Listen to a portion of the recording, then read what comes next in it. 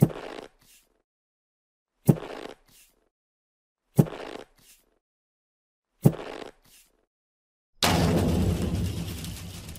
à tous, je suis ravi de vous retrouver aujourd'hui dans cette nouvelle vidéo. Une vidéo complètement particulière. C'est la première fois que je fais ça et je suis content de le faire aujourd'hui avec Louis. C'est une vidéo où on va pouvoir échanger sur différentes thématiques, sur l'actualité du métier, toutes les questions en tout cas, Louis, qui te passent par la tête. Toi qui aujourd'hui qui rentre en DCG, je pense que ça peut être intéressant. Enfin, ça me fait plaisir en tout cas d'essayer de partager un petit mon expérience, mes retours d'expérience, oui, sur les études, sur le métier, sur l'avenir de la profession, sur toutes les problématiques qu'on peut se poser quand on se lance dans le métier. On a forcément plein de questions et je suis ravi de pouvoir accueillir Louis. J'espère que tu es en forme, Louis. Bah, ça va super, ça va. C'est réciproque. Je suis très content de pouvoir partager ce petit moment avec vous. Excellent. Alors, pour me présenter rapidement, donc je m'appelle Louis, j'ai 17 ans et je vais rentrer dans ma première année de DCG. Voilà. Excellent, excellent Louis. Et Louis, il est super motivé. Alors pour la petite histoire, j'avais lancé un petit jeu concours rigolo sur Instagram pour tester un petit peu, voir un petit peu ce que les gens, comment la communauté réagit sur Instagram. J'avais posé une question parce on m'avait confié une jolie petite montre. Alors, je ne sais pas si tu la trouves jolie ou pas, Louis, la montre, mais une jolie petite Très montre sympa. très sympa. Bon, c'est une montre vintage. Moi, je préfère un peu tout ce qui est un peu vintage. Alors, j'aimais pas trop l'histoire à l'école pour tout vous dire, mais aujourd'hui, je sais pas. J'aime bien l'histoire. J'aime bien les petites moulures, les trucs un peu vieux, voilà, qui ont une histoire, quelque chose à raconter. J'avais posé la question. J'avais mis une photo sur Instagram et demandé quelle était la référence précise de la montre que j'avais mis en photo. À mon sens, ça me paraissait pas évident. Et pourtant, Louis, il t'a fallu juste Ça ne 5 minutes. l'était pas, hein. Ça ne l'était C'était pas pas, évident. mais bon. Pour moi, c'était pas évident. Et pour tout te dire, donc Louis, il a trouvé la réponse en 5 minutes. 5 minutes après avoir posté la photo, il y a Louis qui me dit c'est cette référence et c'est cette année précisément. Et tu es le seul à avoir donné les deux bonnes réponses. Donc même la Mm. personne, après je compte pas les copains avec qui j'avais déjà discuté, je leur avais expliqué, et surtout le propriétaire ou l'ancien propriétaire de la montre. Mhm. Mais Louis, tu as été très bon et ça montre que tu as un esprit curieux, que tu développes t'aimes bien apprendre. Il Et faut. voilà, et ça, je trouve que c'est des super qualités qu'il faut avoir, en effet, comme tu dis, pour grandir dans la vie. Et après, tu m'as expliqué que tu me regardais sur la chaîne YouTube, que tu avais tombé sur ma chaîne YouTube où je me suis dit, C'est ça. faut absolument qu'on se fasse une vidéo ensemble. Et c'est top que tu aies accepté. Donc voilà, on va partager cette expérience. Donc Louis, là, je vais arrêter de parler, c'est un petit peu toi qui vas parler. Louis, tu Mhm. as 17 ans, tu es, t'es de Nancy, tu rentres en DCG et tu me disais que tu avais quelques questions sur le métier d'expert comptable ou sur les études pour devenir expert comptable, sur l'avenir de la profession, ou en tout cas toutes les questions que tu as par la tête. Et tu me disais aussi que ton père est expert comptable et que tu voulais aussi avoir un point de vue différent sur les études, sur le métier, sur l'avenir. Tu as forcément le point de vue de ton père et tu voulais avoir l'avis d'un autre expert comptable. Je suis tout oui pour tes questions et je suis ravi de pouvoir essayer d'y répondre. C'est ça. Qu'est-ce qu'on va Euh, aborder alors comme sujet? Qu'est-ce que tu as en tête? Bah justement, le premier sujet, je fais référence à votre vidéo qui parlait de votre parcours. Yes. Donc un parcours plutôt international, enfin en tout cas Dublin, ça tout Ouais. ça. Et donc c'est vrai que ça me semble intéressant de poser la question des langues, Mhm. l'utilité qu'on peut en faire, Ouais. ce que ça peut apporter aussi dans le développement personnel ou même C'est clair, si c'est une super question, Louis. Pour tout te dire, c'est vrai que pour ceux qui ont raté la vidéo de présentation, je suis parti vivre à Dublin ça remonte déjà à 15 ans, hein. J'étais dans le cycle de mes études, c'est-à-dire que j'ai passé mon DCG, non, pardon, mon DSCG, j'ai passé mon DSCG et le lendemain d'avoir passé le DSCG, donc j'ai quitté mon job et je suis parti vivre à Dublin pour essayer de vivre autre chose. En fait, je me faisais un petit peu chier dans mon job et je voulais vivre un petit peu autre chose. Et je suis parti à Dublin parce que les conditions à l'époque étaient particulières, les conditions économiques étaient particulièrement intéressantes de Dublin, c'est-à-dire que ça recrutait énormément de monde, notamment dans la comptabilité, dans la finance. Au-delà de ça, je voulais m'ouvrir un petit peu l'esprit et apprendre un petit peu l'anglais. parce que bon, mes parents, ils m'ont toujours poussé à apprendre l'anglais. Ils m'ont envoyé dans plein de trucs, des expériences à gauche et à droite pour apprendre l'anglais qui sont super. Mais j'en ai jamais vraiment profité. Et cette fois-ci, c'est moi-même qui ai pris l'initiative de vouloir apprendre l'anglais, de m'améliorer dans mon anglais. Mais au-delà de ça, je fais un petit aparté, hein, ça a été super enrichissant de pouvoir partir à l'étranger. Bien sûr, j'ai amélioré mon anglais, mais surtout, j'ai vraiment grandi, j'ai mûri. J'avais 24 ans à l'époque. Et je ne serais pas là aujourd'hui en face de toi, Louis, si je n'étais pas parti vivre à l'étranger ou vivre cette expérience à l'étranger, parce que j'ai fait plein de choses que je n'aurais jamais fait si j'étais resté à Paris. Et donc ça, pour moi, ça a été un vrai accélérateur de maturité. J'estime que j'étais un peu idiot avant, pour pas dire que j'étais con. Et après ça, après cette expérience, pour moi, j'ai vraiment mûri, j'ai vraiment fait des choses. Et encore une fois, je ne serais pas là si j'étais pas passé par là. Donc c'est vrai qu'aujourd'hui, je pousse chaque jeune. Je ne sais pas si tu as ça en tête, Louis, si tu as ce projet ou tu y réfléchis, mais si à un moment donné, tu as l'opportunité d'aller vivre une expérience à l'étranger, je pense que ça peut vraiment valoir le coup de le faire. Moi, j'étais parti en me disant, je ne sais pas quand est-ce que je vais revenir. Finalement, j'ai fait un peu plus de 2 ans. Mais ça a été, au-delà d'améliorer mon anglais, qui ne me sert pas forcément beaucoup aujourd'hui, eh bien, ça a surtout été enrichissant humainement. Ça m'a ouvert l'esprit, ça m'a développé des compétences. Et ça, c'est vraiment le vrai plus de partir vivre un petit peu à l'étranger. Parce que l'anglais, j'avais pas un niveau exceptionnel, hein. Franchement, j'avais pas un super niveau quand je suis parti à Dublin. Et j'estime qu'au bout de 2 ans, on n'est pas fluent parce que je rigolais pas à toutes leurs blagues, par exemple, je comprenais pas toutes leurs blagues. Mais n'empêche que bon, ça m'a quand même beaucoup aidé pour voyager derrière. Ça m'aide beaucoup de me sentir à l'aise quand je voyage. Mais dans le boulot, alors ça, c'est après la typologie de client que tu peux avoir. Mais dans le boulot aujourd'hui, j'ai un seul client qui est peut-être l'un des plus D'accord, petits clients du cabinet avec qui je suis obligé de parler en anglais. Donc, ça ne me d'accord. rapporte rien du tout. Ça ne m'apporte rien du tout pour le Mhm. boulot. Après, je me souviens avoir eu des entretiens d'embauche où, quand je rentrais de Dublin, où justement mon anglais m'aidait à avoir des postes dans des cabinets qui Ah oui, avaient apparemment, disaient avoir une bonne partie de leur clientèle anglo-saxonne. Donc, quoi qu'il arrive, ça ouvre des portes. De partir à l'étranger, ça ouvre des d'accord. portes. Parce que Mhm. c'est aussi des compétences qu'on développe en plus. Mais aujourd'hui, à part me sentir à l'aise avec l'anglais quand je voyage, ça ne me sert à rien. Dans le boulot, ça ne me sert à rien. Et du coup, est-ce que pour vous, le Luxembourg, c'est un voyage à l'étranger ou pas vraiment, étant donné que la langue est pas forcément différente? Tu peux me tutoyer, mais c'est marrant que tu me parles du Luxembourg parce que c'est une destination où, en effet, on recrute beaucoup, beaucoup, beaucoup. Mm. Il doit y avoir un gros turnover en fait là-bas. Et lorsque j'étais à Dublin, quasiment au bout de 2 ans, je me suis dit où est-ce que j'ai envie d'aller. Et je me suis posé la question d'aller au Luxembourg justement. Je voulais surtout aller partir vivre en Inde. Bon, ça s'est pas fait, mais le Luxembourg s'est présenté à moi. Le Luxembourg, alors je connais pas, j'y ai pas vécu, j'y suis juste passé.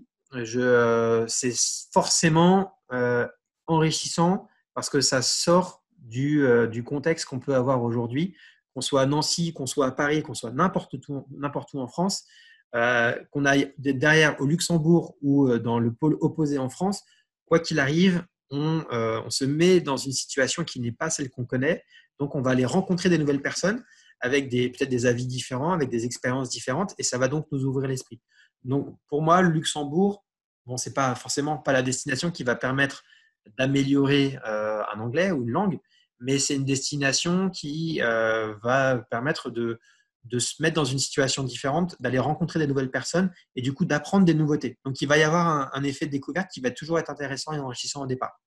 Maintenant, le Luxembourg, je crois que ça recrute beaucoup. Je ne sais pas si tu m'en parles parce que tu as vu passer des offres. Et je crois que ça recrute beaucoup pour l'audit, pour faire du commissariat aux comptes. Peut-être un petit peu Mhm. moins sur l'expertise comptable, même s'il y a quand même pas mal de boîtes au Luxembourg et forcément, il y a des besoins. Mais moi, je me souviens avoir vu beaucoup d'offres pour faire de l'audit. Du coup, beaucoup d'audits pour des sociétés holding et pour des sociétés, peut-être des boîtes financières. Donc après, si on se destine à vouloir beaucoup travailler dans ces sociétés, peut-être dans les sociétés d'assurance, de finance, de banque, Mhm. enfin, des sociétés qu'on peut trouver au Luxembourg surtout, j'imagine. Et si on veut travailler dans ces domaines-là, pourquoi pas le Luxembourg? Parce que ça va nous permettre d'acquérir une technicité qui est vraiment une réelle technicité, parce que être auditeur de société avec financière, j'en ai fait, c'est pas forcément évident. Des mutuelles, des assurances, j'en ai fait, c'est pas forcément évident. C'est une vraie technicité qui peut servir par la suite, mais ça consisterait du coup à se spécialiser. Est-ce qu'on a envie de se spécialiser et du coup peut-être être le meilleur dans ce domaine, si c'est le domaine qui nous plaît particulièrement. Mais du coup, en se spécialisant, on ne s'ouvre pas forcément sur des activités plus variées qui, aujourd'hui, en tout cas, dans ma clientèle, dans les entrepreneurs que j'accompagne, j'ai une clientèle très variée. Je n'ai pas que de la banque et de l'assurance. Et si je m'étais à un moment donné spécialisé dans la banque et l'assurance que j'aurais pu peut-être trouver au Luxembourg, j'aurais peut-être pas été en mesure de bien accompagner aujourd'hui les entrepreneurs qui sont des entrepreneurs qui sont des TPE, des petites entreprises, des très petites entreprises et qui sont dans tous les secteurs d'activité, de la restauration, de l'hôtellerie, du BTP, le service, le consulting, le commerce. Voilà. Donc, c'est intéressant dans le sens où ça peut ouvrir l'esprit. C'est intéressant parce que ça permet de gagner une technicité. Si cette technicité, on a envie d'être technicien, et si cette technicité, c'est une technicité qui va nous plaire sur la durée, parce que finalement, c'est un choix de carrière. Partir au Luxembourg, c'est un vrai choix de carrière. Ouais. Voilà. Après, c'est toujours intéressant, c'est vrai, peut-être quand on débute, d'aller faire de l'audit. J'ai commencé par ça. Alors, c'est peut-être pas la meilleure des solutions, mais c'est toujours intéressant d'aller faire de l'audit. Quoi qu'il arrive, une expérience au Luxembourg ou ailleurs ne sera jamais négative. Il y aura peut-être des côtés négatifs, des côtés positifs. Quoi qu'il arrive, c'est une expérience qui nous fera grandir, qui nous enrichira, parce que même les côtés négatifs, ça nous permet peut-être de nous aider à savoir ce qu'on a envie de faire plus tard ou ce qu'on n'a pas envie de faire plus tard. Et quoi qu'il arrive, voilà, s'il faut goûter aux choses pour vraiment se faire une opinion par soi-même et du coup, voilà, éliminer des options et du coup, c'est un vrai choix de carrière. Voilà. C'est une option que tu envisages peut-être de partir au Luxembourg. Tu avais réfléchi à ça? C'est surtout en tant que, comment dire, une personne qui fait de l'expertise comptable, du coup, je réfléchissais justement à un développement au Luxembourg, ce que ça pouvait peut-être lui apporter, tout ça. Et c'est vrai que j'avais pas pensé au secteur d'activité, du coup, qui doit être du coup vachement ciblé sur, oui, sur tout ce qui est finance. Je pense, un petit peu. Je D'accord. pense que c'est un petit peu ciblé. Mais c'est vrai que développer après, imaginons en effet que voilà, tu passes tes différents diplômes, des CG, des Oui. SCG, DEC, tu habites à Nancy, tu n'es pas très loin du Luxembourg, et tu as envie de t'y installer, tu as envie d'ouvrir un cabinet là-bas. Pourquoi pas? Pourquoi pas? Je ne sais pas si le diplôme il est reconnu au Luxembourg. Peut-être que tu as la réponse. Moi, je ne Il me sais pas. Peut-être semble. que ouais, c'est possible parce qu'il y a quand même des grandes similitudes. Si quelqu'un a la réponse, il peut le mettre en commentaire au moins pour partager l'information. Mais c'est vrai que c'est intéressant. Et je pense aussi il y a quand même une grosse communauté aussi d'originaires d'Afrique qui viennent passer leurs examens, le DEC en France, et qui derrière ouvrent des cabinets en Afrique. Donc, il me semble qu'il y a la possibilité Mhm. d'ouvrir un cabinet derrière avec le diplôme français qui doit être reconnu aussi vis-à-vis du droit du pays. Et peut-être que le Luxembourg, c'est la même chose. Mais pourquoi pas, hein. En Mhm. tout cas, sache que c'est parce que j'ai eu l'occasion de racheter un cabinet d'expertise comptable qui était d'ailleurs rue de la Paix à Paris, qui était spécialisé dans l'assurance, dans la finance. Je ne l'ai pas racheté parce que j'estimais ne pas. J'ai eu ce choix-là en fait au départ. Soit je rachetais le cabinet FICO, c'était il y a 6 ans, avec une grosse clientèle, une grosse équipe, soit une clientèle plus petite, spécialisée dans la finance, dans les assurances, avec des marges qui sont beaucoup plus importantes quand on a cette technicité de bien maîtriser la finance et les assurances, Ouais. parce que c'est une vraie technicité. Donc les marges sont beaucoup plus importantes, mais je ne me sentais pas aujourd'hui avoir toutes les compétences pour pouvoir assumer tout ce qui me serait demandé. J'aurais pu les apprendre, mais je ne me sentais pas Mhm. capable. J'ai préféré acheter un cabinet plus gros avec une clientèle plus diversifiée et voilà, et continuer mon apprentissage en ayant le cabinet FICO. Voilà. Mais c'est D'accord. un choix. C'est un choix qui est intéressant à étudier. Et forcément, c'est un choix qui tente certains, qui tentera peut-être moins d'autres, mais c'est un choix qui est intéressant à faire. Ouais. Mhm. D'accord. Voilà. Alors du coup, toujours sur la localisation, si je puis dire, quelles sont les principales différences entre un expert comptable qui exerce à Paris et et un expert comptable justement qui exerce en province ou dans des milieux un peu plus reculés, dans des zones un peu moins dynamiques? Alors, c'est vrai que ce qui va différencier, ça peut être là, du coup la typologie de la clientèle. J'ai de la clientèle un petit peu partout en France, dans les dom-tom aussi. Mais par exemple, j'aime bien donner des exemples, mais là aussi, je suis en contact avec un expert comptable où il me propose, je ne sais pas, de racheter une de ses clientèles qui est dans le sud de la France, qui est du côté de Saint-Raphaël. Pardon, pas de Saint-Raphaël, de Saint-Tropez, juste à côté. Je connais très mal le sud, donc c'est pas Saint-Tropez, mais c'est juste à côté. Sainte-Maxime, Ouais, non, peut-être? c'est pas Sainte-Maxime, mais Non? je sais plus. C'est juste à côté. Mais c'est une ville qui est assez connue aussi, qui paraît assez chic. Euh, et, euh, et ben, il me dit typiquement que sa clientèle, bah, c'est une clientèle du coin. Et dans sa clientèle, il a beaucoup, par exemple, de saisonniers, de vendeurs de glace, de vendeurs de beignets l'été, de D'accord. plagistes, de restaurateurs plagistes. Voilà, c'est des activités qui, du coup, sont liées avec la région. Et bon, là, c'est aussi peut-être une vraie technicité parce que c'est une zone qui est très touristique. Donc, forcément, il a une activité, une clientèle qui est vraiment orientée vers le tourisme. Euh, D'accord. alors qu'à Paris, bah oui, il y a du tourisme. J'ai bien sûr beaucoup d'hôteliers, beaucoup de restaurateurs. Mais j'ai pas que ça. Donc ça peut différencier un petit peu sur la typologie de la clientèle. Concrètement aussi, euh, je suis en contact avec un expert comptable qui est installé sur les rives du lac Léman, donc dans les Alpes, dans les nord des Alpes, près en Mhm. face de la Suisse. Et bah, lui, il a aussi une clientèle qui est, encore une fois, très atypique, avec pas mal d'architectes, de promoteurs immobiliers, parce que c'est une région où ça se construit beaucoup.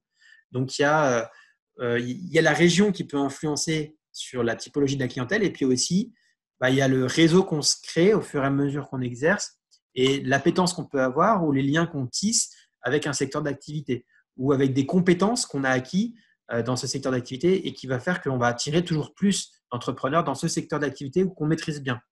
Voilà, mais ça, après, dans les différences qu'on peut trouver entre Paris ou la région parisienne et les régions en province, euh, il y a, je pense qu'il y a peut-être un plus grand dynamisme. C'est peut-être plus facile aussi de trouver des clients Les à clients, ouais. Paris. En tout cas, de lancer une clientèle à Paris, je pense que c'est plus simple que de lancer une clientèle dans une province où c'est moins dynamique parce que souvent, il y a déjà des gros cabinets d'expertise comptable en province, que ce Mhm. soit des marques genre les big qui soient déjà très représentés ou des cabinets déjà bien installés. Et c'est vrai qu'ils sont installés, c'est la référence et personne ne songe à aller voir quelqu'un d'autre, quoi, finalement. Mhm. Parce Ouais. que aussi, il n'y a peut-être pas ce choix. Hein. Donc, c'est aussi créer un choix de s'installer dans une région où il n'y a pas beaucoup de choix. Mais je pense que c'est plus facile pour celui qui veut lancer un cabinet de se lancer à Paris que de se lancer, d'être à proximité d'entrepreneurs, que de se lancer en province, dans une région où il y a peut-être moins forte densité d'habitation et d'entrepreneurs. Mhm. Voilà. Après, il y a des avantages et des inconvénients. J'estime aussi que ce qui est important de penser, c'est aussi le recrutement. Comment on constitue une équipe. Parce que pour développer un cabinet, c'est pas seulement de trouver de trouver des clients, c'est aussi de constituer une équipe autour de soi. Et là, c'est pareil. Il y a peut-être le bassin d'emploi est peut-être plus facile à Paris qu'en province. C'est peut-être aussi ça va dépendre. Chaque région va avoir sa spécificité. N'hésitez pas à en faire un commentaire là aussi, à donner votre avis. Mais je pense qu'une région où il y a un fort dynamisme de l'emploi, bah, l'entrepreneur, il va avoir du mal à recruter. C'est le cas de Paris peut-être. Alors que dans une région qui est moins dynamique, mais elle est moins dynamique, donc il y a peut-être moins d'entrepreneurs, bah, comme elle est moins dynamique, il y a peut-être moins d'emplois. Donc c'est peut-être plus facile de recruter et du coup de recruter avec des budgets de salaire qui sont moins élevés que ce qu'on pourrait retrouver à Paris. Donc, D'accord. eux, je vois qu'il y a beaucoup de cabinets d'expertise comptable qui ont une vitrine à Paris et qui ont une équipe qui travaille dans une région un peu plus sinistrée, que ce soit en France, même en Europe ou hors de l'Europe. Mhm. Ça D'accord. leur permet de réduire leur masse salariale et de gagner en rentabilité. Donc, D'accord. voilà, tout ça, c'est des choses qui sont intéressantes et qui peuvent être prises en compte pour celui qui veut s'installer. Toi, c'est ton projet peut-être de t'installer ou ou peut-être Eh de reprendre des ben, faire. alors, Ça serait après, idéal pour faire. Je pense que tu aimerais trop que tu reprennes. Non. ah oui, mais ça se réfléchit, bien sûr. Après, voilà, je suis quand même conscient que, voilà, il y a quand même 8 années d'études. Faut pas que je me voile la face. Enfin, c'est quelque chose qui est réalisable, bien sûr, hein, mais il faut pas que je pense que tout est acquis non plus. Du coup, oui, après Paris, alors peut-être pas pour s'installer, du coup, dans l'idée que je m'en fais, mais plus pour un stage aussi, Ouais, par exemple. ouais, Euh, c'est voilà, bien. déjà commencer comme ça. Complètement. Complètement. C'est vrai que tout ce dynamisme, en fait, en étant à Paris, tu risques en effet de, suivant ce que tu recherches, Mhm. si tu recherches de travailler dans des grosses boîtes, être peut-être auditeur dans des grandes sociétés, il y a peut-être plus de grandes sociétés en effet à Paris qu'à Nancy. Voilà, c'est vrai qu'à Paris, tu as un vrai dynamisme. Je dis pas qu'on est en avance à Paris, hein, c'est pas vrai. Hein. Franchement, c'est pas vrai. Il y a plein d'experts comptables en province qui font de très très très belles choses et au contraire qui donnent la leçon sur les Parisiens. Donc faut pas que les Parisiens se sentent en avance. Je pense que c'est pas le cas et parce que il y a plein d'experts comptables, j'en connais plein qui font des belles choses dans ta région à toi, dans d'autres régions qui sont très dynamiques. Donc on peut aussi rester dans sa région et travailler sous la tutelle d'un expert comptable qui est impliqué pour faire grandir le collaborateur et surtout qu'il y a des méthodes de travail qui sont intéressantes, qui vont dans le bon sens, dans la modernité et qui vont t'aider toi aussi à avoir des bonnes bases en termes de compétences à la fois techniques comptables, mais techniques maîtrise des outils, des logiciels. Donc, on peut tout à fait trouver de très, très bons experts comptables sans venir à Paris, qui vont aussi être de très bons tuteurs pour devenir un bon expert comptable à notre tour. Donc, c'est intéressant. Et tu as raison aussi, je reviens sur ce que tu disais juste avant, sur le fait en effet, c'est un projet qui a 8 années d'études, c'est long. Euh, En effet, je pense que surtout là, tu es en train de, voilà, tu commences ces études, Oui, oui. motivé, c'est super. Je sais pas, tu as eu un bac, tu as eu quel bac avant de passer? Bac ES. ES, comme moi, tu as eu la même chose. Alors moi, il faut savoir que j'ai galéré en compta la première année. C'était une catastrophe. Hein. Je vais te donner un peu les détails. Je peux faire des révélations. Ça surprend toujours mes équipes quand je leur en parle. Ils s'y attendent pas du tout. Mais ça Mhm. peut peut-être motiver ceux qui se rendent compte que c'est pas si facile. Mais c'est vrai que les études, elles sont longues. Mhm. Il faut pas se dire, et tu as raison de ne pas te le dire, que tu veux absolument être expert comptable parce que c'est le meilleur moyen de se mettre la pression.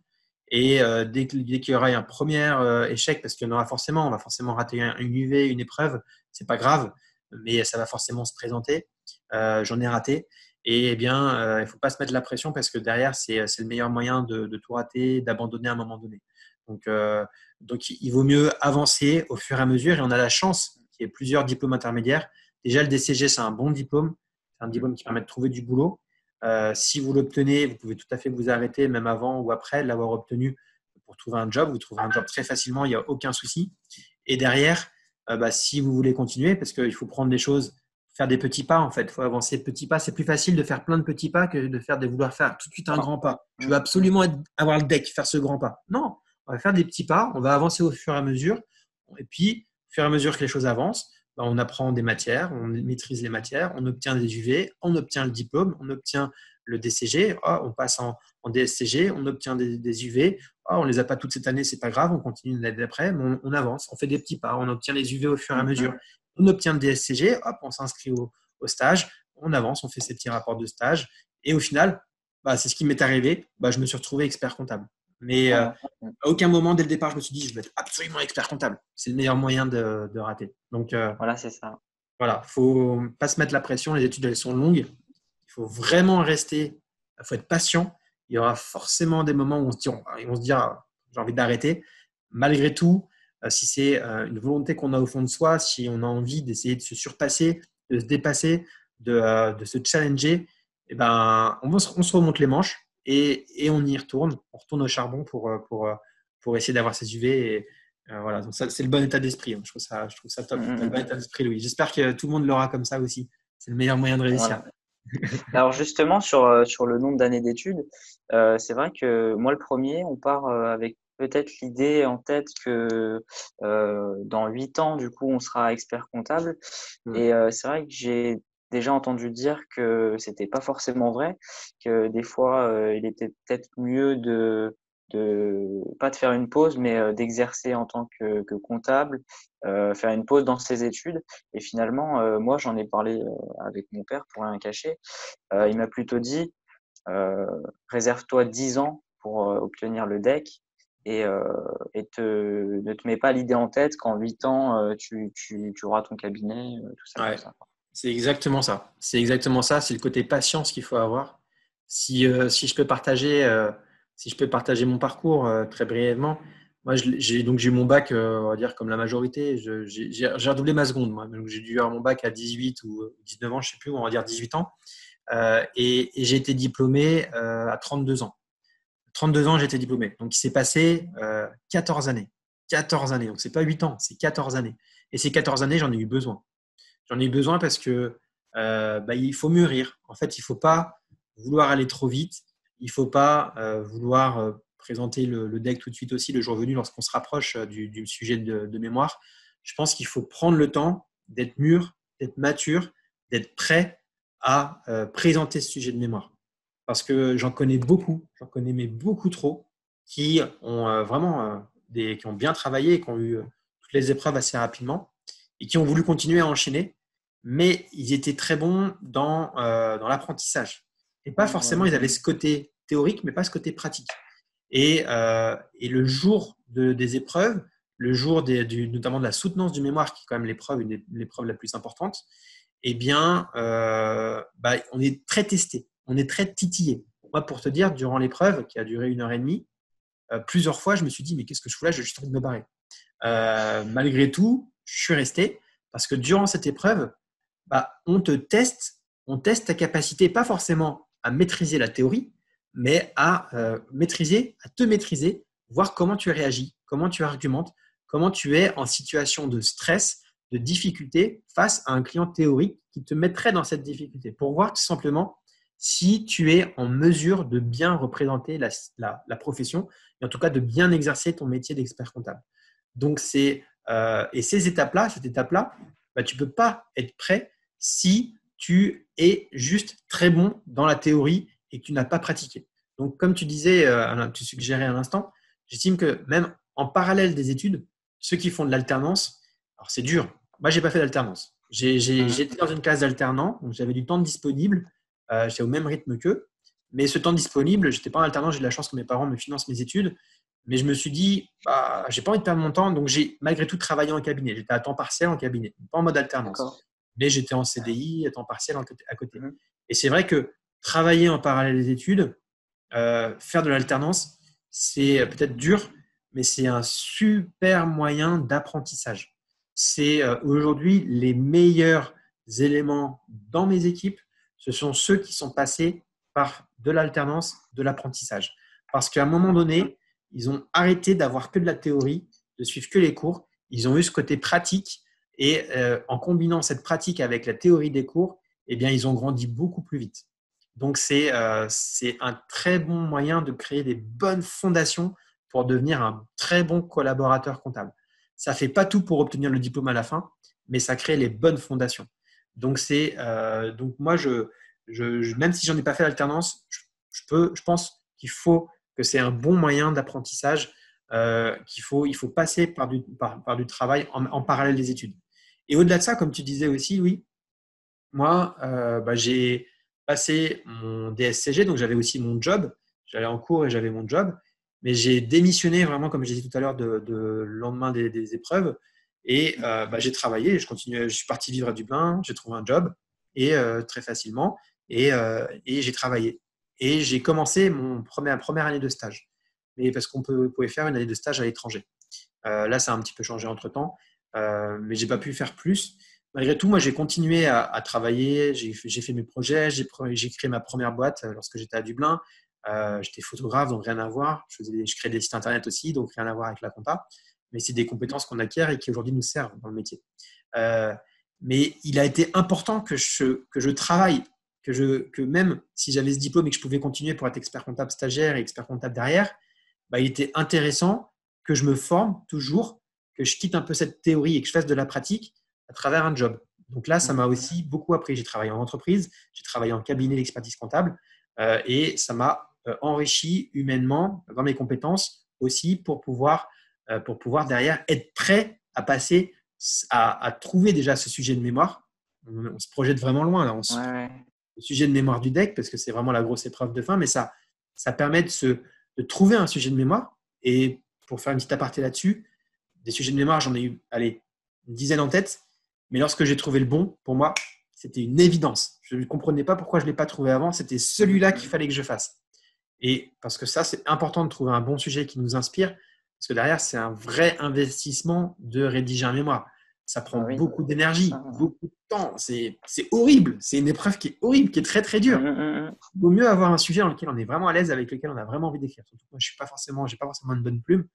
Eh bien c'est important. Voilà. Et ça, c'est parce que j'ai laissé le temps au temps. J'ai laissé le temps de vivre des expériences. Et c'est à travers une de mes expériences, qui a été celle de créer ma société et de me mettre à créer des sites Internet, que pour moi, ça a été une évidence qu'il fallait que je fasse mon mémoire sur le site Internet, outil de communication pour l'expert comptable et le commissaire aux comptes. Voilà. Donc, si je ne m'étais pas laissé le temps de vivre des choses, je n'aurais pas trouvé le bon sujet de mémoire qui m'aurait motivé. Donc, j'en aurais peut-être fait un, mais qui ne m'aurait pas forcément bien motivé. Du coup, je ne l'aurais pas bien écrit. Je n'aurais pas bien mis toute l'énergie qu'il fallait pour bien l'écrire. Du coup, je n'aurais pas eu le diplôme. Parce que l'examinateur, à l'oral, derrière, il se serait rendu compte que je n'aurais pas fait les choses à fond. Parce que ce n'était pas un sujet que j'appréciais à fond. Voilà. Donc, c'est pour ça qu'en effet, je rejoins ton père là-dessus. C'est important de considérer que ça peut, si on veut aller au bout, que ça peut prendre 10 ans, ça peut prendre plus. Moi, ça m'a pris plus. Chacun a son rythme, il n'y a pas besoin de se comparer. Chacun a son rythme. Il y en a qui l'ont eu beaucoup plus tard, le diplôme. Ça n'a rien changé sur leur carrière. Il y en a qui l'ont eu beaucoup plus tôt. Ça ne les a pas forcément aidés à avoir un cabinet, à être tout de suite installé, pas du tout.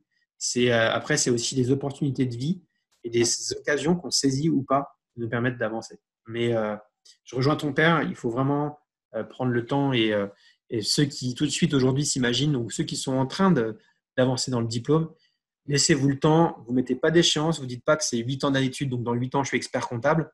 Ça peut être beaucoup plus long parce qu'il faut aussi mûrir. Il faut aussi mûrir. Voilà, ça c'était une super question, Louis. Du coup, là, on a un peu parlé des choses à éviter, peut-être des erreurs aussi à pas commettre. Est-ce que, du coup, toi, personnellement, tu as des regrets dans ton parcours professionnel, des choses que tu aurais fait différemment avec le recul? Ouais, alors pour répondre tout de suite, et je vais me justifier derrière, j'ai zéro regret. Zéro regret parce D'accord. que même si j'ai vécu des expériences difficiles, eh bien, ces expériences difficiles, elles m'ont permis de faire des choix, de me donner des orientations, de me construire et de me solidifier. Voilà, d'avoir un esprit, un mental plus solide. Donc, par exemple, c'est très dur. La vie de cabinet, c'est très dur. J'ai pris des coups, des coups voilà, mentaux. Enfin, c'est difficile, quoi. C'est beaucoup d'investissement et derrière, parfois, un employeur qui se moque un petit peu de nous, qui ne nous rémunère pas la valeur qu'on estime apporter, en tout cas à la hauteur de l'investissement qu'on donne. J'ai un petit peu tout vécu. J'ai vécu la période en cabinet où j'étais payé au SMIC, alors que j'avais un bac plus, on va dire que j'avais quasiment le bac plus 4. J'étais payé au SMIC, je faisais 70 heures par semaine. Je faisais des horaires où je terminais le vendredi soir. Fallait absolument, j'étais en audit, fallait absolument finir la mission parce que lundi, on repartait sur une autre mission. Et ben, j'étais chez le client. À 10 heures du soir, les copains ils me disent Greg, qu'est-ce que tu fais? On t'attend. Allez, viens prendre le dessert avec nous au moins. Donc, j'allais prendre le dessert. Et après, je retournais au boulot pour finir la mission jusqu'à pas d'heure, quoi. Donc, derrière, j'étais payé au SMIC. Mais c'est pas grave. J'apprenais des choses. Et moi, j'estime que à partir du moment, puisqu'on était j'étais en période d'apprentissage, à partir du moment où j'apprends, je m'en fous de la rémunération. Sauf s'il y a un besoin réel. Enfin, j'avais de la chance de vivre chez mes parents, tout ça, mais donc j'avais pas assez de besoin de me financer un loyer ou quoi que ce soit. Mais on est aussi dans une période d'apprentissage. L'essentiel, c'est pas le salaire, c'est l'apprentissage. Mais à partir du moment où j'apprenais plus rien, ou même où on se foutait de moi, je quittais ce job. En l'occurrence, ce job, je l'ai quitté quand on m'a dit Greg, tu comprends, on peut pas t'augmenter, j'espère que tu n'es pas trop déçu, patati patata. Donc je suis parti, j'ai fait autre chose. Je suis parti en entreprise parce que ça m'avait peut-être cassé un petit peu, sapé le moral de la vie en cabinet d'expertise comptable. Je suis parti en entreprise et ensuite à cette entreprise-là, j'ai quitté la France et je suis allé à Dublin. Quand je suis rentré à Dublin, j'étais expert comptable stagiaire, deuxième année, et il fallait que pour que je puisse continuer mon stage, il fallait que je revienne en cabinet d'expertise comptable. J'en ai eu très peur parce que j'avais des séquelles encore de ce que j'avais vécu la première Ouais. fois. J'avais vraiment très peur. Finalement, ça s'est bien passé. Donc après, chaque expérience est différente. La première expérience, elle m'a construit et voilà, ça m'a solidifié. Et derrière, dans cette deuxième expérience, donc j'étais aussi un cabinet à Paris qui est assez réputé, qui a une grosse équipe, qui grandit bien, plusieurs associés, qui existe depuis très longtemps, et je m'entendais bien avec certains, alors moins avec d'autres. Et finalement, de ce cabinet, pour tout vous dire, hein, pour tout vous dire à tout le monde, c'est que j'étais déjà un peu dans l'optique parce que j'avais créé ma première boîte, donc je les aidais un petit peu en marketing. Je donnais des idées pour essayer de faire changer les choses. Mhm. Malgré tout, il y avait un associé qui me. Mais je le comprends, hein, j'estime que c'était aussi de ma faute. Avec qui je m'entendais pas super bien. Et finalement, on a fait. Ils m'ont poussé vers la sortie. Donc, tu vois, même. Voilà, c'est des choses qui arrivent, hein, c'est pas grave. On m'a poussé vers la sortie, on voulait plus de moi. On voulait plus de moi. Donc, c'est pas grave, je suis parti. Et je suis allé voir dans un autre cabinet d'expertise comptable où cette fois-ci, dans ce cabinet, j'ai acquis, et j'ai continué. Et puis, c'est là que j'ai obtenu mon diplôme d'expert comptable. Mais toutes ces expériences-là, je ne regrette rien du tout. Parce que quoi qu'il arrive, chaque expérience est bonne à prendre. Chaque expérience, il y a des bons côtés, des moins bons côtés. Mais même les moins bons côtés, eh bien, c'est toujours enrichissant pour prendre des décisions par soi-même, pour se consolider, être serein avec soi-même. Et en tout cas, si ça permet d'avancer et d'apprendre des choses, ça ne sera jamais une expérience ratée. C'est comme le Luxembourg, ça sera toujours des bonnes expériences qu'il faut vivre pour grandir. Voilà, pour grandir et pour D'accord. mûrir. Donc, j'ai aucun regret. Il ne faut pas vivre avec de regrets de toute façon, mais j'ai aucun regret. Et toutes les expériences ont été enrichissantes. Et encore aujourd'hui, toutes les expériences sont enrichissantes. Voilà. Même si elles ne sont pas toujours faciles à vivre.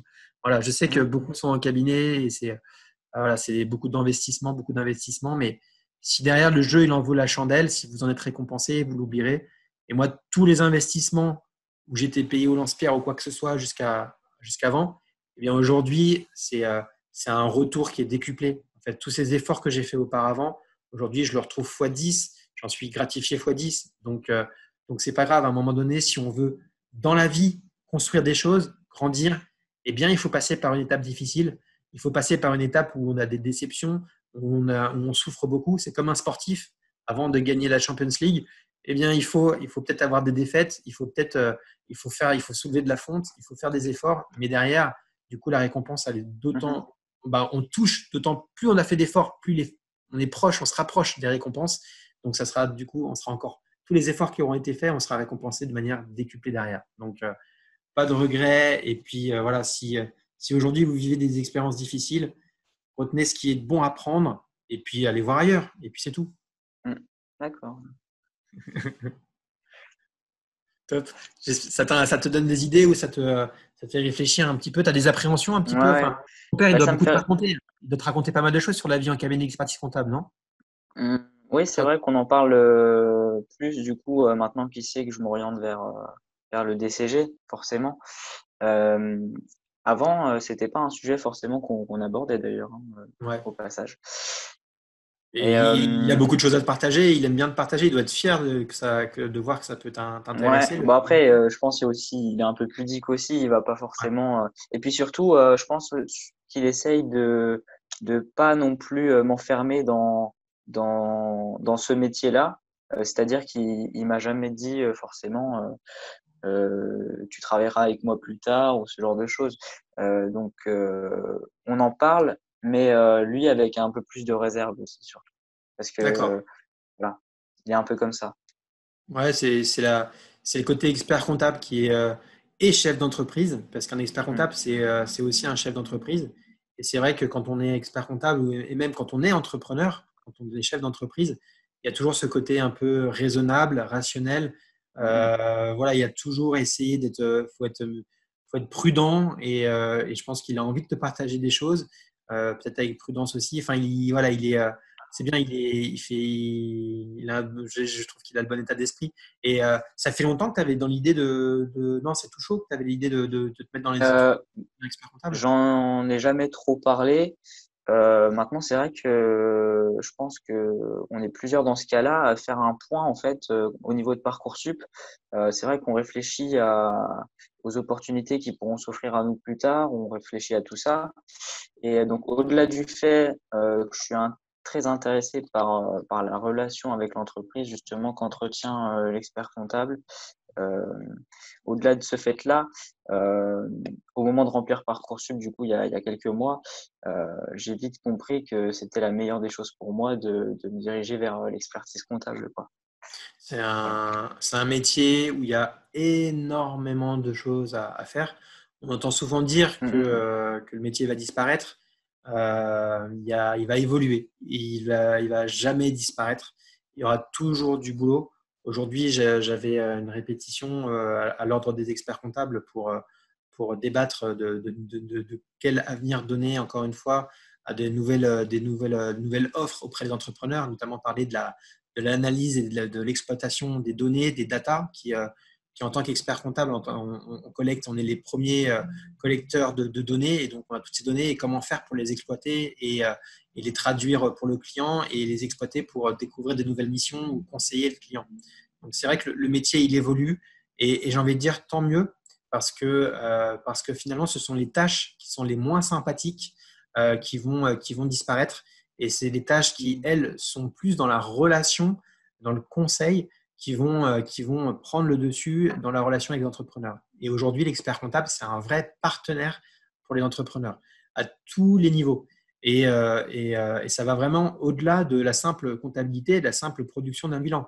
Aujourd'hui, pour moi, le métier, c'est uniquement, c'est OK, on va faire le bilan, OK, on va faire les déclarations de TVA, mais c'est pas ça que j'ai envie de faire en fait. Nous, bien sûr, on va le faire, c'est notre job, mais derrière, on va exploiter toutes ces données qu'on collecte pour donner du conseil, pour accompagner, pour stimuler, pour coacher les entrepreneurs. On est leur vrai Mhm. partenaire pour les aider à pérenniser et à développer leur activité. On a un intérêt commun de les aider à se pérenniser, à développer, parce que finalement, si on les aide à se pérenniser, à se développer, bah, nous aussi, on va pérenniser et on va développer notre propre entreprise, notre propre cabinet d'expertise comptable, parce qu'on est des partenaires, on est liés, c'est gagnant-gagnant. Donc, c'est des relations qui sont beaucoup plus intéressantes à l'avenir, et il ne faut pas avoir peur de l'avenir, parce que toutes ces nouvelles missions sont beaucoup plus intéressantes que de la simple production de papier, de bilan, de déclarations, qui sont vraiment pas les plus amusantes et qui ont pas forcément, qui ont même pas de valeur ajoutée pour le client, parce que c'est juste remplir une obligation légale. Donc le client, il paye pour qu'il puisse assumer une obligation légale. Demain, le client, il va nous payer pour qu'on leur apporte de la valeur ajoutée. Donc dans la relation, ça va être beaucoup plus intéressant et on va être beaucoup plus proche des entrepreneurs. Voilà. Alors après, ça demande de savoir le faire, de s'adapter, de former ses équipes, de se former soi-même. Mais du coup, le métier de comptable, saisie comptable, va progressivement disparaître. Le métier d'expert comptable, lui, va clairement se pérenniser. Et l'expert comptable, il a besoin d'avoir une équipe autour de lui, de collaborateurs comptables qui auront les compétences aussi pour accompagner les entrepreneurs. Donc, tout le monde va monter en compétences pour donner de la valeur ajoutée aux entrepreneurs. Voilà, c'est ce que je pense. Mhm. Voilà. Ouais, c'est Ça te- intéressant parce que maintenant on voit beaucoup justement de métiers qui disparaissent, d'autres qui évoluent et donc c'est intéressant ce que tu dis là justement. Il y aura toujours besoin l'entrepreneur a toujours besoin d'avoir un bras droit, un conseiller qui sera l'expert comptable, qui aura cette déontologie, qui aura ces compétences pour l'accompagner et l'aider à pérenniser, à développer son business. Et on a cette chance, et on s'en rend compte aujourd'hui en temps de crise, que malgré le fait qu'il y a des activités qui souffrent, on peut très bien avoir, moi j'ai des hôteliers, hein, des hôteliers qui sont fermés encore aujourd'hui, qui n'ont pas réouvert parce ils accueillent beaucoup d'étrangers, notamment des Américains. Ils ont pas réouvert et je ne sais pas quand est-ce qu'ils vont réouvrir. Donc, lui, il ne marche pas, mais à côté de ça, on a d'autres entrepreneurs qui ont cartonné pendant le confinement et qui cartonnent dans le contexte actuel. Mhm. Donc, l'un dans l'autre, nous, en tant qu'experts comptables, peut-être qu'au global, on va perdre un petit peu d'activité, mais on rééquilibre entre un entrepreneur qui fonctionne moins bien et un autre. Donc, on a cette chance-là, justement, en tant qu'expert comptable, de pouvoir lisser le risque sur notre activité personnelle, contrairement à d'autres activités. Voilà. On le voit aujourd'hui avec les boîtes de nuit, l'hôtellerie, la restauration, tout ça, ils ont beaucoup souffert. Voilà. Donc, en tant qu'expert comptable, on a un bel avenir. C'est un petit peu, c'est ce qu'il faut retenir. Faut le souligner, ouais, c'est important. Voilà. Faut le souligner, faut rassurer parce que j'ai tellement de questions dans ce sens-là. Je te jure, Louis, c'est incroyable toutes ces questions sur le métier va disparaître. Qu'est-ce que vous en pensez? Pourquoi? Quand est-ce qu'il va disparaître? Est-ce que ça vaut le coup de se lancer dans les études? J'en ai beaucoup qui se posent des questions et c'est dommage. Mais surtout qu'aujourd'hui, vraiment, il y a de la place pour tout le monde. Ça recrute énormément à tous les niveaux. Ça recrute vraiment énormément. Donc, c'est celui qui veut trouver un job, il est sûr d'en trouver un quand il se lance dans les études. Même s'il n'est pas expert comptable, mais s'il se lance dans les études pour devenir expert comptable, il trouvera un job, il n'y a aucun souci. Oui, après, ça ouvre des portes en tant que DAF aussi. Et puis, on a du coup, on a plein de compétences au niveau de la gestion d'entreprise. Il n'y a pas que l'aspect comptabilité. Exactement. Donc, voilà. Exactement. C'est une ouverture d'esprit. En fait, tous les jours, concrètement, une journée d'expert comptable, tous les jours, on échange avec des entrepreneurs qui sont des activités différentes, qui ont des problématiques différentes. Donc, tous les jours, on essaie de résoudre avec eux ces problématiques. Donc, ça nous ouvre à la fois l'esprit sur des activités très variées. Donc, ça peut nous donner des idées pour, en effet, devenir le jour venu DAF. Et j'en connais, j'ai des amis qui sont experts comptables, justement dans un cabinet que j'évoquais juste avant. Il était associé même de ce cabinet. Il y avait une quinzaine d'associés. Eh bien, il a quitté l'association pour rejoindre l'un des clients du cabinet où il est devenu DAF, une très belle société où j'étais d'ailleurs commissaire aux comptes grâce à lui. Et c'est vrai que être expert comptable, collaborateur comptable, ça ouvre la curiosité. Je parlais avec une de mes collaboratrices la semaine dernière. Elle m'a dit, mais moi, monsieur Prouveau, il faut absolument que je lance ça comme activité. C'est génial, c'est super. En effet, oui, elle constate que certains clients font une activité d'e-commerce et elle se dit, ça lui donne des idées, en fait, même pour elle-même, pour peut-être lancer un business le jour venu. De la même manière, dans le bureau d'à côté, j'ai une de mes collaboratrices qui a commencé en stage chez nous, puis en apprentissage, et aujourd'hui elle est cadre et je lui donne beaucoup de responsabilités au cabinet. Eh bien, j'aime bien essayer de titiller un petit peu, stimuler la curiosité de mes collaborateurs. Et je sais qu'il y en a beaucoup de mes collaborateurs qui regardent les vidéos, donc je leur fais un petit coucou si c'est le cas. Mais en l'occurrence, je lui donne des dossiers pour qu'elle attise un petit peu, pour qu'elle découvre un petit peu ses activités, pour qu'elle stimule un petit peu sa curiosité sur ce dossier et que ça lui donne des idées. Voilà. Et je sais que ça va fonctionner. En l'occurrence, là, c'est sur des investissements immobiliers parce que je sais qu'elle a envie d'investir en immobilier. Donc, je lui présente un dispositif fiscal qui s'appelle allocation meublée non professionnelle pour qu'elle découvre comment ça fonctionne en faisant la comptabilité d'entrepreneurs qu'on accompagne. Et derrière, elle va, à titre personnel, acquérir ses compétences pour faire des choses, des projets à titre perso. Donc, ça va bien au-delà, comme tu dis, ça ouvre vraiment des portes, ça ouvre vraiment l'esprit, soit pour derrière se lancer à son compte parce qu'on a ses qualités de gestionnaire et tout, comme tu dis, soit à titre personnel pour des investissements, pour en tout cas, ça ouvre vraiment que des portes, ça c'est certain. Ouais, c'est certain. Ça te motive pour devenir expert comptable ou en tout cas d'avancer gentiment des petits pas, petit à petit? Voilà, tout à fait. Là, j'ai les yeux rivés sur mon DCG. Plus peut-être pas sur ma seule première année, mais sur déjà mes 3 premières années. Et ensuite, je pourrais envisager l'avenir plus sereinement déjà. Pourquoi pas un petit peu partir de la Lorraine aussi. C'est vrai que ça me fera du coup 21 ans. Ça me semble intéressant. Voilà. Ouais, carrément, complètement. Ça sera très bien pour voir un petit peu autre chose. Ça va te pousser ça va te mettre dans une situation qui est plus la tienne, donc d'inconfort au début. Mais derrière, tu vas te retisser un environnement confortable avec des relations, avec des échanges avec des gens, avec tout, des nouveautés, des choses que tu vas apprendre et ça va te faire du coup grandir. Donc, tu vas gagner du temps et ça va te permettre aussi d'avancer, notamment dans ton projet éventuellement de diplôme à suivre, quoi. Donc, c'est vraiment passionnant. Voilà. Je ne sais pas si tu as d'autres questions. Tu as des questions encore à partager? Non, c'était Pour à l'instant, peu c'est bien. près tout. C'est Franchement, top. j'ai vu tous les axes, quoi, tous les toutes les choses que je voulais Toutes les aborder. thématiques. Ouais, Ouais, excellent, les excellent. Bah, en thématiques. tout cas, si on a oublié quelque chose, n'hésitez pas à mettre des questions sous la vidéo, on pourra y répondre parce qu'il y a plein de thématiques qui sont importantes. Moi, j'essaie en tout cas dès que je vois une problématique, j'essaie de faire une petite vidéo parce que je sais que bah, moi, quand j'étais à la place, bah, quand j'étais à ta place, oui, tout simplement, en DCG, donc je sortais du bac ES. Je vais vous raconter un petit peu, je sortais du bac ES. J'ai rejoint une école qui existe toujours, qui est à Paris, qui s'appelle l'ENGDE. Et je me suis retrouvé dans une classe, on était une quinzaine, des très très bons souvenirs. Mais pour tout vous dire, vu que j'avais jamais fait de compta auparavant, c'est qui est ton cas aussi, hein, t'as pas fait de compta, t'as pas eu de compta à proprement parler, hein, tu vas découvrir. Non, N'aie pas peur. Au début, ça va être très dur. Moi, j'ai galéré à tel point que à la fin de la première année, donc moi, c'était en un an, le premier diplôme, ça s'appelle le DPECF, voilà, c'était en un mhm. an.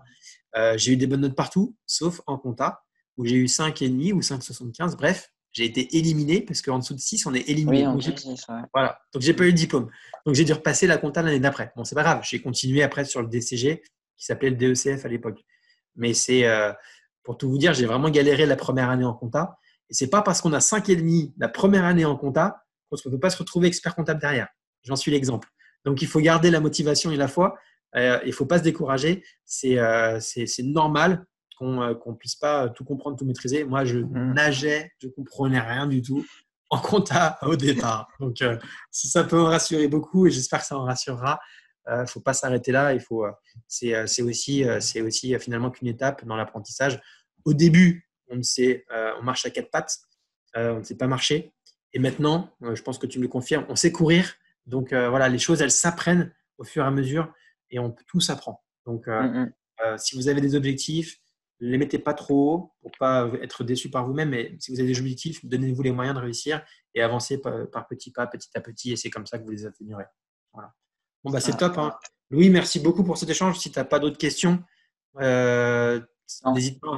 Pour l'instant, c'est pas d'autres Juste, questions. juste souligner, moi du coup j'ai découvert ta chaîne YouTube avec, il me semble, la vidéo sur les rémunérations, forcément. Ouais, c'est une C'est vie. vrai que Ouais, c'est quelque chose, voilà, quand on est jeune, on y pense forcément. bien sûr. D'ailleurs, ça devient un peu obsessionnel chez certaines personnes. Et Ouais. du coup, en fait, moi, ce que j'ai trouvé bien, c'est dans la vidéo, il y avait, enfin, ça parlait pas de chiffres, quoi. Ça vendait pas non plus du rêve. Et c'est Mhm. ce que je trouve bien, parce que quand on essaye de se renseigner sur le salaire même d'un étudiant en comptabilité, c'est vrai qu'on trouve souvent des chiffres un petit peu étranges.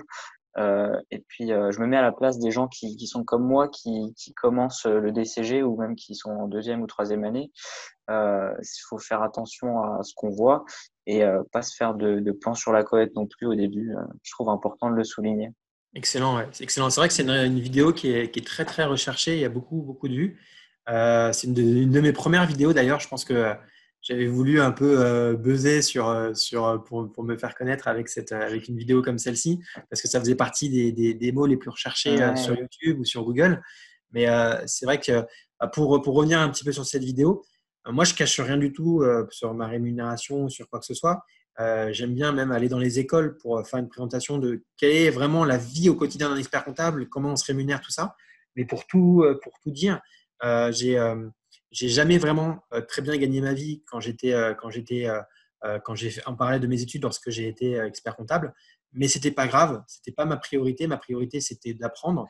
Donc j'ai commencé j'étais à 1 450 € brut par mois, alors que j'avais un bac entre 2 et 4, on va dire. Je devais ensuite j'ai dû passer peut-être quand je suis parti en Irlande, c'est là que mon salaire a un peu augmenté. Je suis passé à quasiment 3 000 € brut par mois. Avant ça, j'étais en entreprise, je devais être peut-être à 2 600 € par mois. Après, je suis revenu en cabinet d'expertise comptable en France. Donc là, j'étais stagiaire expert comptable. Je devais être en tournant entre 36 et 38 000 € par an, donc un peu plus de 3 000 € de salaire brut par mois. Euh, et, euh, et j'ai jamais eu plus. Même aujourd'hui, je me verse moins. Aujourd'hui, je me verse même plus de salaire en fait, parce que parce que je préfère réinvestir dans mon entreprise. Je préfère la consolider. Mais du coup, en faisant ça, je gagne beaucoup plus. Parce que cet argent que je ne me verse pas, je me verse uniquement ce dont j'ai besoin. Mais cet argent que je ne me verse pas, je la laisse dans la société. Et ça permet d'avoir des ressources qui rassurent la banque et qui, derrière, me permettent auprès de la banque d'obtenir des financements. Des financements qui m'ont aidé à racheter une clientèle à un moment donné et qui m'ont aussi aidé à racheter des bureaux comme ici. Ça, c'est les premiers bureaux que j'ai achetés dans le 9e arrondissement et j'habite d'ailleurs juste à côté. C'est là que je tourne un peu les vidéos, là. Vous connaissez peut-être un petit peu. Que je tournais les... C'est sympa, ouais. C'est Voilà, sympa. c'est pas mon bureau, c'est les bureaux de mes équipes, mais c'est le plus beau bureau. Mon autre bureau, mon bureau à moi, il est juste derrière. Mais j'ai racheté les murs ici, il y a 250 mètres carrés, dans le 9e arrondissement à Paris. C'est un premier étage, je vous laisse imaginer un petit peu le budget. Entre-temps, j'ai racheté d'autres murs. J'ai acheté aussi un petit local commercial où j'ai une équipe de 3 personnes qui est dans le 11e arrondissement à Paris. Et j'ai acheté aussi des bureaux plus récemment. Cet été, j'ai acheté des bureaux à Levallois où j'ai 4 collaborateurs. Et j'ai acheté des bureaux dans le 1er arrondissement rue du Pont-Neuf à Paris, 250 mètres carrés, 220 mètres carrés pardon, au 2e étage. C'est un super emplacement, c'est magnifique. Et là, je vous laisse imaginer le budget. Mais tout ça, j'ai pu le faire parce que dans ma vie privée, je suis raisonnable et je suis orienté pour développer mon business. Je ne fais pas de folie. Je n'ai pas de montre, à part celle qu'on m'a prêtée l'autre jour, mais je n'ai pas de montre. Ouais. Je n'ai pas de voiture. Je roule en trottinette. D'ailleurs, pour la petite histoire, Louis, demain, j'ai rendez-vous avec, suite au post que j'ai fait sur Instagram, j'ai rendez-vous avec un restaurateur de montres vintage. Et D'accord. je risque de faire un peu sa promotion. On verra. Il va me prêter des montres. Et ça va être. C'est pour ceux qui aiment bien les montres. Ils vont voir des vidéos sur les montres ou des choses peut-être. Mais Après, ouais, les montres, c'est encore, je trouve, différent parce que c'est vrai que contrairement à certains objets, c'est aussi un investissement, une forme d'investissement. Enfin, alors complètement. après, bien sûr, Complètement. ça dépend laquelle, mais je veux dire, Complètement. voilà, c'est différent. C'est pour ça en fait que ça m'intéresse. En fait, Ouais. moi, je suis plus dans une optique de vivre avec ce que j'ai besoin, mais de ne pas vivre avec des choses dont je n'ai pas besoin. En fait. Je suis plus un peu minimaliste et j'aime bien, et j'ai une fille aujourd'hui, je projette de lui transmettre du patrimoine. Donc, tout ce que j'ai créé aujourd'hui, j'ai beaucoup investi même. J'ai donné tout mon argent. En fait, au début, quand j'ai créé ma boîte en Irlande, ça m'a fait un petit peu de sous. Je suis rentré en France, j'ai acheté un appart, j'ai retapé, mais je l'ai vendu cet appartement. Je suis retourné vivre chez mes parents pour pouvoir racheter le cabinet Fico. Donc, j'ai tout mis, j'ai fait all-in comme au poker sur le rachat du cabinet Fico. Aujourd'hui, Fico me doit beaucoup d'argent parce que je lui ai prêté tout mon argent. Et je préfère faire du patrimoine. Et c'est vrai que j'ai travaillé sur les murs de ma société, j'ai développé, ça a consolidé ma société. Ça m'a même permis, du coup, puisque j'ai des murs, on se sent chez nous, on investit, on est à l'aise, on a plus de place, du coup, je peux recruter et grâce au bon référencement, grâce à tout le travail de communication qu'on fait, on a beaucoup d'entrepreneurs qui veulent travailler avec nous. Donc, ça fait un effet boule de neige. Finalement, les petits efforts que je fais sur Ouais, mon c'est ça. salaire, derrière, ça a un retour énorme sur le patrimoine que je peux développer grâce à ces efforts que je fais personnellement. Et c'est vrai qu'à un moment donné, là, on parle plus de gestion de patrimoine, chose que j'apprécie particulièrement parce que je lance un service de gestion de patrimoine pour aider les entrepreneurs à développer leur patrimoine parce qu'ils ont un potentiel dingue qui sous-estiment. Et en effet, les montres, c'est quelque chose qui m'intéresse parce que, comme tu dis, c'est aussi un investissement et j'estime que c'est aussi un achat plaisir parce que parfois, quand on fait beaucoup de choses, beaucoup d'efforts, eh bien, il faut savoir se récompenser.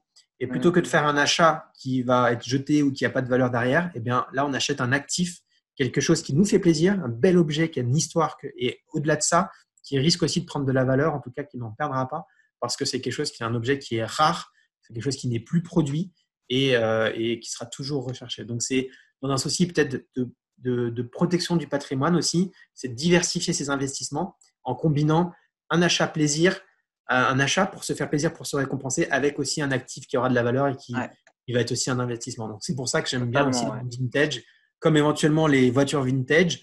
J'ai aussi à un moment pris un coup de folie sur l'acquisition. J'ai acheté quelques petites pierres précieuses parce que c'est un achat plaisir. Alors, attention, faut apprendre aussi, il ne faut pas se Ouais, c'est tromper. sûr. Ouais. Voilà, comme dans les montres, hein. Mais c'est des achats plaisir qui nous récompensent pour toutes les privations qu'on fait en tant qu'entrepreneur, mais derrière, c'est pas un achat qui va être perdu. c'est quelque chose qui a un actif et qui va prendre de la valeur. Donc, il faut, en tant qu'entrepreneur, je parlerai surtout d'entrepreneurs qui peuvent nous regarder, il faut faire des actifs dans votre business, développer, construire des choses qui constitueront des actifs qui vont vous aider à faire des bénéfices à venir. Et pareil, dans la vie privée, peut-être acheter des choses qui auront une valeur à la revente. Peut-être acheter moins, mais acheter de meilleure qualité, quelque chose qui aura une valeur et qui consolide et qui diversifie votre patrimoine. Mais je pense que c'est bien. Tu es curieux, tu as une petite appétence là-dessus, tu aimes bien. Tu vas voir, je vais te partager peut-être les montres qu'on va me prêter. Ah ouais, carrément. Il y a des jolies filles dans sa boutique. Ouais, j'imagine. Mais oui, Voilà. c'est vrai. Après, quand on est jeune, souvent on est attiré, justement, on réfléchit pas à ce genre de choses. Et c'est pour ça que j'ai eu une remise en question sur ce que j'achetais au quotidien, quoi, sur mes dépenses. Et c'est vrai, l'effet boule de neige, on le constate, enfin, C'est franchement, c'est top, décuplé. quoi. C'est Mm, mm. décuplé. Aujourd'hui, bah voilà, bon, j'ai des emprunts sur ces bureaux, tout ça, mais si j'étais resté salarié, c'est vrai que j'aurais jamais pu avoir tout ce patrimoine, tous ces actifs. Mais c'est aussi tous les efforts que je fais, et c'est l'investissement qui est énorme, on s'en rend pas toujours compte. Voilà, mais aujourd'hui, on se lance dans le métier pour devenir expert comptable. Demain, vous serez peut-être expert comptable, entrepreneur. Je te le souhaite de l'être aussi, Louis. Et voilà ce qui peut vous récompenser, ce qui peut vous motiver. Et moi, ce qui me motive, c'est de transmettre tout ça. C'est pas pour faire des folies, tout ça. Peut-être que j'en ferai une ou deux, mais pour me faire plaisir et faire aussi des actifs, mais c'est aussi de transmettre tout ça et sécuriser mon avenir. Voilà, je sais qu'avec ce que j'ai Mm, créé, j'ai déjà sécurisé mon avenir et j'ai sécurisé l'avenir de ma fille. Et c'est ça qui m'intéresse et qui me motive le plus. Voilà. mm, mm. Voilà. Bon, on est parti un petit peu sur autre chose. J'espère que Ouais, ça bah ne oui, va pas choquer, mais forcément. sur la rémunération, voilà, il y a bien sûr que c'est important si vous en avez besoin parce que vous avez une famille, vous avez vous avez voilà, faut que vous puissiez vivre. Mais si vous pouvez essayer de faire ces petits efforts aujourd'hui Mm, pour plutôt profiter d'une expérience professionnelle de ses bons côtés, de côté apprentissage, plutôt que de la rémunération, il vaut mieux perdre 100 balles de rémunération, mais d'apprendre beaucoup plus de choses parce que derrière, vous aurez cet investissement de 100 balles perdu aujourd'hui. Et si vous apprenez beaucoup plus, eh bien demain, vous aurez ce retour sur investissement qui sera beaucoup plus important, qui sera décuplé. Voilà mm. ce qu'il faut en retenir. Voilà. Top. Bah, Louis, écoute, si on a fait le tour, merci Super. encore pour tous ces échanges. Et, Bah, merci à toi. voilà, et puis, c'est une première expérience d'interview pour la chaîne. C'est rigolo. Peut-être qu'on en fera d'autres. Si, Mm. Avec en tout plaisir, cas, hein. voilà, bah, Franchement, avec ceux qui veulent, avec toi, Louis, s'il y a d'autres sujets, ce sera un grand plaisir. On pourra avoir peut-être un fil rouge d'une année sur l'autre ou en cours d'études, peut-être. Ça pourrait être rigolo de partager ton sentiment. Parce que ça peut être intéressant parce que, par exemple, avec le Covid, je sais qu'il y a pas mal d'étudiants qui ont été chamboulés par les épreuves parce que ça ne s'est pas passé comme prévu. mm. Et c'est bien aussi de leur donner la parole, je pense. Donc, tu seras un peu en immersion dans la profession en tant qu'étudiant. Ça peut être super Ouais. intéressant d'avoir ce petit fil rouge dès que nécessaire, dès que besoin, dès que ça se présente. Ça sera chouette. Et puis, s'il y en a d'autres qui veulent intervenir aussi, n'hésitez pas. Vous pouvez m'écrire, hein, vous pouvez écrire sous la vidéo pour proposer et ce sera avec plaisir que j'échange. Et voilà, c'était Louis qui a passé, je ne sais pas combien de temps on a passé ensemble, on a passé peut-être plus d'une heure ensemble, mais c'était un grand Plus, ouais. plaisir. Louis, merci beaucoup pour ce temps, Merci beaucoup. pour tes Merci à questions. toi, Grégory. Voilà, c'est top et bravo pour ta motivation et j'ai hâte de suivre de suivre la suite. Moi aussi, j'ai hâte. Allez, bonne soirée à toi et à bientôt. Ciao, Salut. ciao.